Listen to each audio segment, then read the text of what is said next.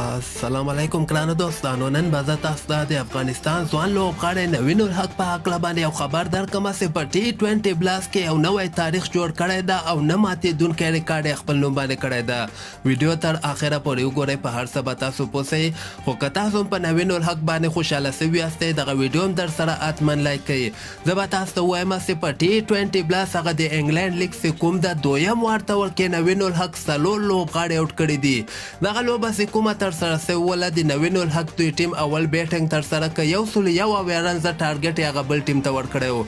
خو په دغه لوبه کې نوین الحق یو ځل بیا په زړه پورې بالنګ نندارې ته وړاندې کړ. زه به تاسو ته ووایم چې نوین الحق په 3.4 بالو کې یعنې څلېرې رنزه ورکړي دي او د مقابل ټیم 4 مهم لوبغاړي آوټ کړي دي. دا اول وار نه ده، دا دویم وار ده چې نوین الحق 4 لوبغاړي آوټ کوي.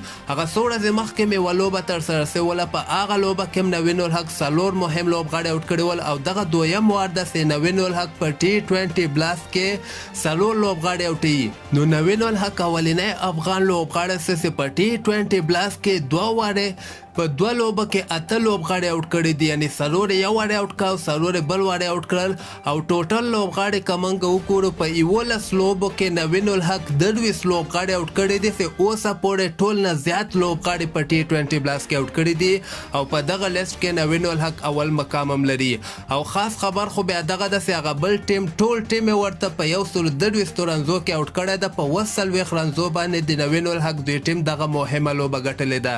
نو نوین الحق استعداد لري او دا خپل ځان باندې ډیره زیاته خواري کړې ده او T20 ورلډ کپ ته ښه مکمل برابر ده. زر تر زره باید ملي ټیم ته راوستل سي، ځکه فرید ملک، یمین احمد زید، نجات مسعود، دغسې نور بالران چې دي دغوی نه سلچند د نوین الحق په بالنګ کې ډیر خواری راوستلی ده او ده همدغه کوشش کو چې زه غواړم افغانستان ته په T20 ورلډ کپ کې یعنې ځان ورته برابر کم، څنګه چې موږ ښکاري موږ ته ښکاري چې ده خپل ځان ډیر ښه برابر کړی ده، بالم تیز سوی ده او بالنګ کې ډیر زیات ویرایټیانې دي. او بل خبر به زه تاسو ته وایم چې د انګلینډ پیچونه او د اسټرالیا پیچونه دواړه یو شانتې دي، یعنې یو قسمه دي او دغلته ورکې د نوین الحق غوندې بالر ډیر کامیابه ثابته کېدلی سي.